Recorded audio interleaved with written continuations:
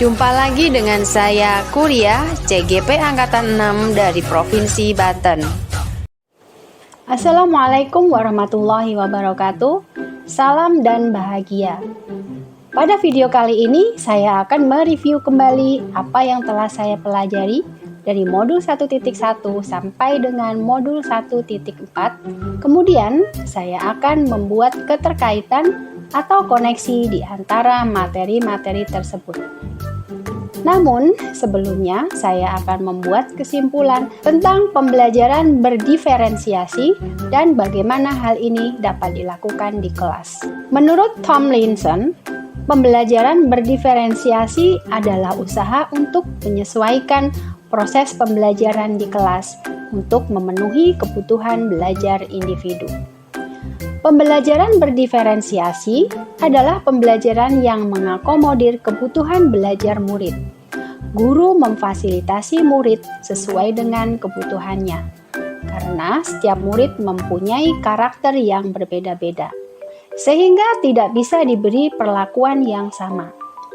Dalam menerapkan pembelajaran berdiferensiasi, bukan berarti pembelajaran dengan memberikan perlakuan atau tindakan yang berbeda untuk setiap murid, atau pembelajaran yang membedakan antara murid yang pintar dengan yang kurang pintar. Akan tetapi, bagaimana pembelajaran dapat memenuhi kebutuhan belajar murid dan membantu mencapai hasil belajar yang optimal. Untuk dapat menerapkan pembelajaran berdiferensiasi di kelas, hal yang harus dilakukan oleh seorang guru adalah: pertama, menentukan tujuan pembelajaran. Kemudian yang kedua, menganalisis kebutuhan belajar dengan melakukan asesmen, diagnostik, kognitif dan non-kognitif berdasarkan 3 aspek: kesiapan, minat, dan profil belajar murid. Menganalisis penerapan 3 strategi diferensiasi, yaitu diferensiasi konten, diferensiasi proses, dan diferensiasi produk. Kemudian yang selanjutnya, mengimplementasikan rencana pembelajaran berdiferensiasi dalam konteks pembelajaran di kelas. Selanjutnya, melakukan asesmen pembelajaran yang disesuaikan dengan tujuan pembelajaran dan kebutuhan murid.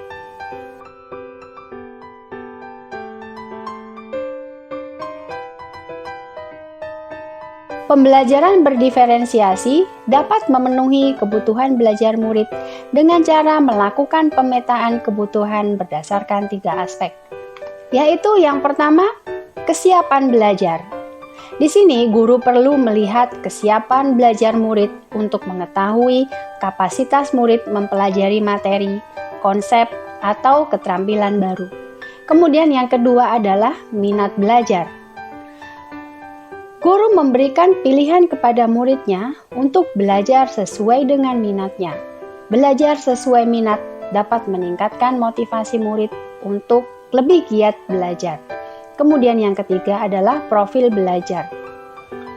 Guru memberikan kesempatan kepada murid untuk belajar secara alami dan efisien tergantung dari gaya belajarnya, kecerdasan majemuknya, pengaruh budaya, dan lingkungannya. Pembelajaran berdiferensiasi dapat memenuhi kebutuhan belajar murid dengan cara menerapkan 3 strategi diferensiasi secara tepat, yaitu yang pertama, diferensiasi konten.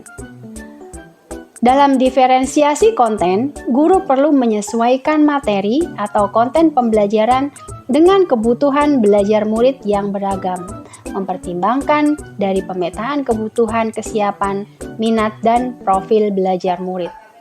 Kemudian yang kedua adalah diferensiasi proses.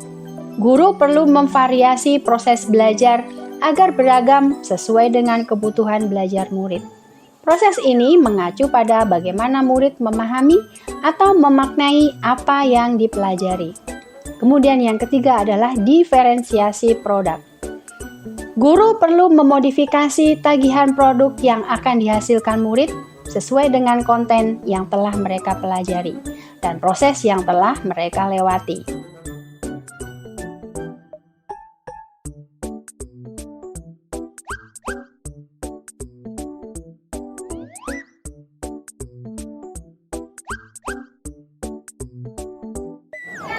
Kemudian keterkaitan modul ini dengan modul 1 adalah pertama, pada modul 1.1 menurut filosofi Ki Hajar Dewantara, pendidikan adalah menuntun segala kekuatan kodrat yang ada pada anak-anak agar mereka sebagai manusia maupun anggota masyarakat dapat mencapai keselamatan dan kebahagiaan yang setinggi-tingginya.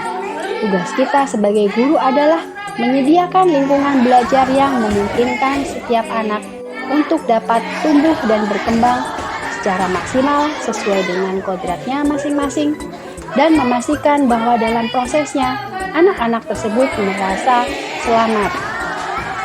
Kemudian pada modul 1.2, nilai dan peran guru penggerak yang harus dimiliki oleh seorang guru adalah mandiri, reflektif, inovatif, kolaboratif, dan berpihak kepada murid.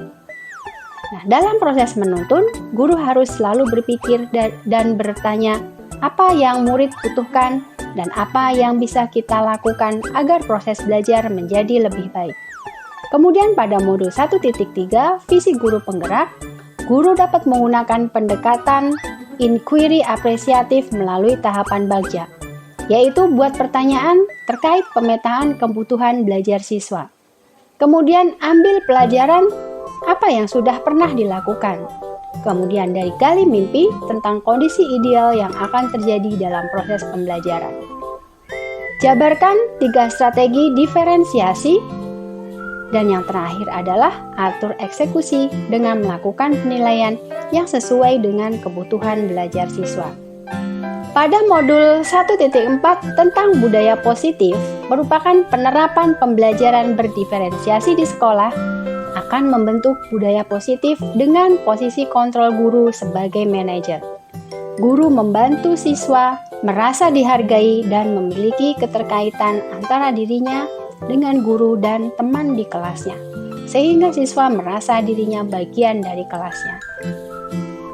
Kemudian pada modul 2 tentang pembelajaran berdiferensiasi, saya sebagai seorang pendidik dapat memenuhi kebutuhan belajar murid melalui pembelajaran berdiferensiasi yang dapat mengakomodir keberagaman siswa melalui pemetaan kesiapan, minat, dan profil belajar, sehingga dapat mewujudkan pembelajaran yang berpihak pada murid. Kemudian dari apa yang saya sampaikan dapat saya simpulkan bahwa pembelajaran berdiferensiasi sangat erat kaitannya dengan proses pembelajaran yang berpihak pada murid sesuai dengan filosofi Ki Hajar Dewantara. Yang kedua, nilai-nilai yang melekat pada guru yaitu mandiri, reflektif, inovatif, kolaboratif, dan berpihak pada murid merupakan komponen-komponen utama dalam mewujudkan pembelajaran berdiferensiasi. Yang ketiga, murid sebagai subjek pembelajar yang beragam harus terlayani dengan baik melalui visi misi yang baik pula. Kemudian kesimpulan yang terakhir, bahwa pembelajaran berdiferensiasi merupakan bagian dari budaya positif. Demikian koneksi antar materi yang dapat saya sampaikan pada video ini. Terima kasih telah menonton. Wassalamualaikum warahmatullahi wabarakatuh.